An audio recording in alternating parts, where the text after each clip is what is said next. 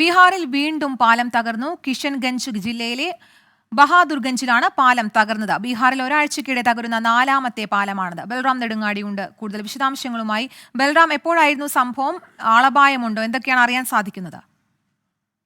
കീർത്തന, ഇന്നലെ രാത്രിയോടുകൂടിയാണ് ബീഹാറിലെ കിഷൻഗഞ്ച് ജില്ലയിലെ ബഹദൂർഗഞ്ചിൽ പാലം തകർന്നത്. 2011 നിർമ്മിച്ച 70 മീറ്റർ നീളവും 12 മീറ്റർ വീതിയുമുള്ള സാമാന്യം വലിയ പാലം തന്നെയാണ് തകർന്നിരിക്കുന്നത്.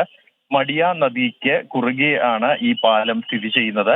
നേപ്പാളിൽ കഴിഞ്ഞ ദിവസങ്ങളിൽ ശക്തമായ മഴ പെയ്തിരുന്നു. ഇതിനെ തുടർന്ന് ഈ നദിയിലെ ജലനിരപ്പ് പതിവിൽ കൂടുതലായി ഉയരുകയും വലിയ കുത്തൊഴുക്ക് ഉണ്ടാവുകയും ചെയ്തിരുന്നു. ഇതിനെ തുടർന്ന് ഈ പാലത്തിന്റെ തൂണുകളിൽ ഒന്ന് ഇളക്കം സംഭവിച്ചു എന്നാണ് അധികൃതർ നൽകുന്ന വിശദീകരണം. അതേസമയം ഈ പാലത്തിലെ നിർമ്മാണത്തിലെ ക്രമക്കേടാണ് ഇത്തരത്തിൽ ഇത് വളരെ പെട്ടെന്ന് തകരാൻ ഇടയാക്കിയത് എന്ന് നാട്ടുകാരും പ്രതിപക്ഷ പാർട്ടികളും ആരോപിച്ചിട്ടുണ്ട്. ബീഹാറിൽ ഒരാഴ്ചക്കിടെ തകരുന്ന 4ാമത്തെ പാലമാണ് ഇത്. ഹിമാലയൻ മേഖലയിൽ ശക്തമായ മഴ പെയ്യുന്നതിനെ തുടർന്ന് ബീഹാറിലെ നദികളിൽ ജലനിരപ്പ് ഉയർന്നിട്ടുണ്ട്.